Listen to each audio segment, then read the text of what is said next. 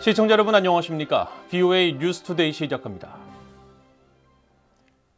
제조업과 원자재를 중심으로 중국의 경제력이 커진 뒤 정치적 사안 등에 따른 중국의 경제 보복 문제가 지속적으로 이어져 왔습니다. 특히 사드 배치 당시 한국에 대한 중국의 경제 보복이 대표적인데 이 같은 문제에 대응하기 위해서는 미국, 한국, 일본 등이 집단적 상응 조치로 연합체제를 구축해야 한다고 미국의 전문가들이 주장했습니다. 중국이 한 나라를 괴롭히면 중국이 의존하는 수입 품목에 대한 경제적 보복 조치로 경고해야 한다는 것입니다. 첫 소식 이조은 기자가 보도합니다. 미국 하원운영위원회가 중국의 경제적 강압을 주제로 개최한 청문회에서 빅터 차 전략국제문제연구소 CSIS 부소장 겸 한국 석자는 2016년 한국의 고고도 미사일 방어체계 사드 배치 결정에 대한 중국의 경제 보복 조치를 대표적인 중국의 경제적 강압으로 지적했습니다.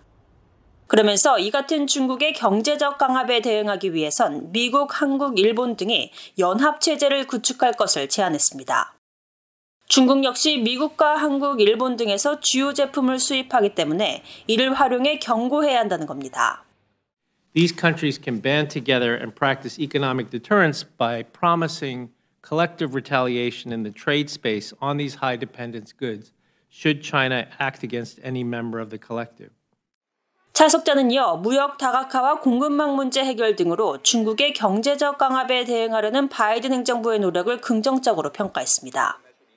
그러나 이런 조치는 사실상 수동적이고 방어적이라면서 중국 전체 수입에서 큰 비중을 차지하고 있는 미국, 일본, 한국 등 미국과 파트너 국가들은 중국의 경제적 강압을 억제하기 위한 새로운 집단 회복 전략을 고려해야 한다고 제안했습니다. 자밀자퍼 국가안보연구원 사무총장도 이날 청문회에서 새로운 집단 회복 전략이 필요하다고 강조했습니다. 그러면서 동시에 미국과 동맹국들의 일관된 전략을 주문했습니다. We also need to ensure that neither we in the United States nor our allies undercut one another when these activities take place. The ranking member mentioned the need for a multilateral export control regime. There's no doubt that we need to work together with our allies to achieve that. 데릭 시저스 미국 기업연구소 선임연구원은 이날 청문회에 제출한 서면 보고에서 미국 역할의 중요성을 강조했습니다. 시저스 선임연구원은 특히 한국에 대한 중국의 사드 보복 조치에 대해 한국의 행동을 바꾸지는 못했지만 중국은 공격적일 수 있다는 것을 보여줬다고 지적했습니다. 그러면서 중국은 미국의 조약 동맹국들을 강압할 의사가 있다는 것을 거듭 보여줬다며 미국은 동맹국 보호에 적극 나서야 한다고 강조했습니다. VOA 뉴스 이조은입니다. 미국 국방부는 북한 미사일 위협에 대응하기 위한 미사일 정보 실시간 공유를 위해 한국, 일본과 계속 협력하고 있다고 밝혔습니다. 미국 국방부의 마틴 메이너스 대변인은 10일 미한일의 북한 미사일 정보 실시간 공유 방침 보도에 대한 VOA의 서면 질의에 지난해 11월 캄보디아 프놈펜에서 열린 미한일 정상회담에서 3국 정상들이 한 약속에 따라 국방부는 북한 미사일 경보 정보 공유를 늘리기 위해 한국, 일본과 협력하고 있다고 밝혔습니다.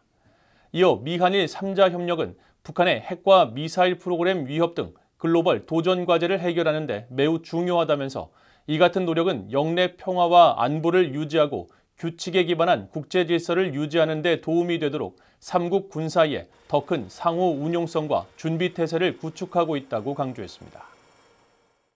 찰스 플린 미국 육군 태평양 사령관은 한국에 대한 미국의 확장 억제 공약이 확고하다고 밝혔습니다.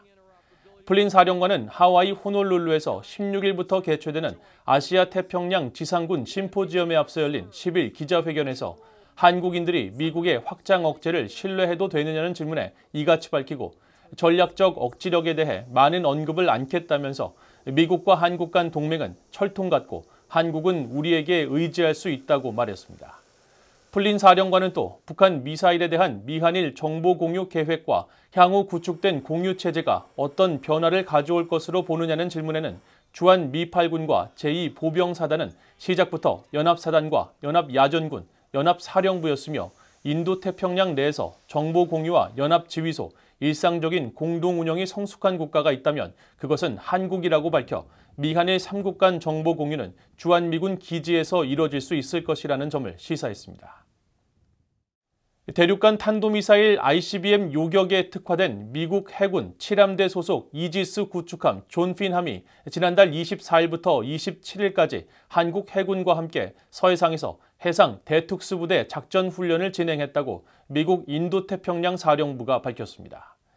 인태사령부는 10일 보도자료를 통해 이같이 밝히면서 존 핀함은 대잠수함 및 대수상전 훈련과 실사격, 방공, 편대항해 등을 결합한 훈련을 진행했다고 설명했습니다.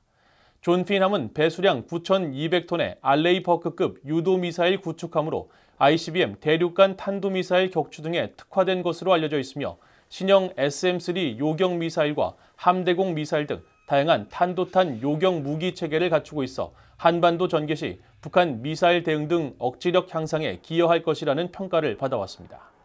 한편 주한미군 해군사령부도 10일 VOA에 존 핀함의 평택항 2판과 미한 양국 해군 간 상호 운용성 향상을 목표로 한 대면 훈련을 실시했다고 확인하면서 이번 훈련은 우리의 조율을 훈련할 수 있는 기회를 제공하고 동맹을 진전시킬 수 있는 또 다른 기회였다고 강조했습니다.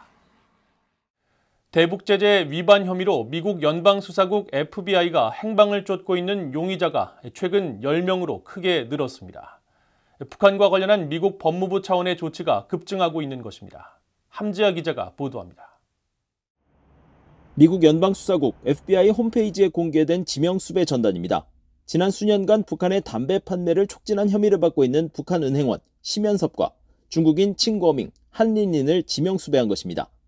FBI는 이들의 사진과 이름, 생년월일 등을 공개하고 이들이 북한과 중국, 아랍에미리트 등을 방문할 수 있다는 설명도 덧붙였습니다. 또 심연섭에게 500만 달러, 칭거밍과 한린린에게는 각각 50만 달러의 현상금을 걸었습니다. 이들 3명이 공개 수배되면서 북한과 관련한 범죄 혐의로 FBI가 행방을 추적 중인 용의자는 10명으로 늘었습니다.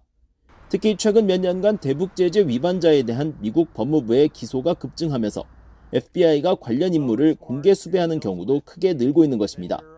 실제로 2021년 이전까지만 해도 FBI가 공개 수배 전단지를 만들어 행방을 쫓던 용의자는 싱가포르의 대북사업가 탄유뱅과 북한 정찰총국 소속 해커인 박진혁 등 2명에 불과했습니다. 그러나 지난 3년간 8명이 추가되면서 이전과는 다른 양상을 보이고 있습니다. FBI는 2021년 박진혁과 함께 사이버 범죄를 벌인 정찰총국 해커 김일과 전창혁을 지명수배했고 북한에 유류를 넘긴 싱가포르 사업가 곽기성도 수배자 명단에 올렸습니다. 또 지난해에는 북한의 암호화폐 기술을 전수한 혐의로 스페인 국적자 알레한드로 카오데 베노스와 영국인 크리스토퍼 엠스에 대한 수배 전단을 전격 공개하기도 했습니다. 이들 용의자 대부분은 북한과 중국에 거주하는 것으로 알려져 실제 체포에는 한계가 있습니다. 하지만 싱가포르 국적자인 탄유뱅과 곽기성, 스페인 국적자 카오데 베노스, 영국인 엠스 등은 미국과 범죄인 인도 조약을 맺고 있는 나라 출신인 점이 주목됩니다. 실제로 미국 정부는 이 조약을 근거로 동남아시아 일대에서 대북 제재를 위반한 북한인 문철명의 신병을 말레이시아 정부로부터 넘겨받아 구속한 뒤 재판을 거쳐 중국으로 추방했습니다. 또 북한의 범죄 자금을 세탁한 혐의로 아랍에미리트에서 체포된 나이지리아인 라몬 올로루나 아바스도 신병이 미국으로 옮겨졌었습니다. 미국 법무부는 또 지명수배 외에도 대북 제재를 위반한 기업에 거액의 벌금을 부과하는 등 적극적인 조치에 나서고 있습니다. 지난달에는 영국 담배 회사 브리티시 아메리칸 토바코에 대한 형사 기소 면제를 조건으로 6억 2,900만 달러의 벌금에 합의했습니다. BOA 뉴스 함지아입니다. 미국 국무부는 최근 북한과의 외교 관계를 복원한 서아프리카 국가 부르키나파소가 북한으로부터 무기를 추가로 구매하고 싶다고 밝힌 데 대해 유엔 안보리 결의 준수를 촉구했습니다. 국무부 대변인은 10일 관련 사안에 대한 VOA의 서면 질의에 북한에 관한 유엔 안보리 결의안은 여전히 유효하며 부르키나파소를 포함한 모든 유엔 회원국은 이 결의안에 따른 의무를 준수해야 한다고 밝혔습니다. 그러면서 유엔 안보리 결의안 제재 조치는 영내와 국제 평화, 안보를 위협하는 불법 대량 살상 무기 및 탄도미사일 프로그램에 대한 북한의 자금 지원과 개발 능력을 제한하고 저지하기 위해 마련됐다면서 이러한 제한은 북한으로부터 모든 무기와 관련 물자 조달을 금지한다고 강조했습니다. 앞서 부르키나파소의 이브라임 트라오레 임시 대통령은 지난 4일 현지 국영방송과의 인터뷰에서 부르키나파소군은 여전히 1985년 북한으로부터 받은 무기를 사용하고 있으며 북한에게 더 많은 무기를 받아 싸울 수 있기를 원한다고 말했습니다. 오랜 내전으로 안보 불안에 시달리고 있는 부르키나파소는 유엔 회원국으로 2016년 북한의 핵과 미사일 시험에 따른 유엔 안보리 결의 2270호에 근거해 북한과 모든 무기 거래를 해서는 안 됩니다. 북한이 암호화폐와 사이버 노력을 통해 미사일 프로그램 자금의 절반을 충당하고 있다고 앤 뉴버거 백악관 국가안보회의 NSC 사이버 신기술 담당 부보좌관이 밝혔습니다. 뉴버거 부보좌관은 지난 9일 워싱턴의 비영리 재단인 특수경쟁 연구 프로젝트가 주최한 대담에서 미국 정부는 사이버 분야에 직면한 가장 사악한 문제들을 해결하기 위해 노력하고 있다면서 이같이 말했습니다. 이어 바이든 행정부가 이 같은 북한의 사이버 위협을 파악하기 위해 재무부와 국무부, 국방부 등 각 정부 부처와 협력하고 있다면서 북한이 지난해에 이어 올해도 전례 없는 많은 미사일을 발사하고 있는 사실을 볼 때 해당 자금이 사이버 분야에서 조달되고 있다는 정부 차원의 인식과 문제 해결의 시급성을 제고하는 것이 중요하다고 강조했습니다. 뉴버거 부보좌관은 또 지난해 재무부가 북한이 탈취한 암호화폐 세탁을 도운 믹스업체 토네이도 캐시를 제재한 사실을 거론하면서 미국 정부는 국제적인 랜섬웨어 대응 이니셔티브에 블록체인 분석 역량을 구축하고 광범위한 랜섬웨어 생태계 파악과 대응을 위해 정부 당국 간 역할을 조정하고 있다고 밝혔습니다. 미국 국무부가 1953년 상호 방위 조약으로 성문화된 미한 동맹이 인도태평양 영내 안보와 안정을 위한 핵심 축 역할을 하는 포괄적인 글로벌 전략 파트너십으로 발전했다고 평가했습니다. 국무부는 지난 9일 공개한 미한 안보 협력에 대한 팩트시트 설명 자료를 통해 미한 동맹은 인도태평양 지역에서 미국이 참여하는 세계 상호 방위 동맹 가운데 하나라며 이같이 평가했습니다.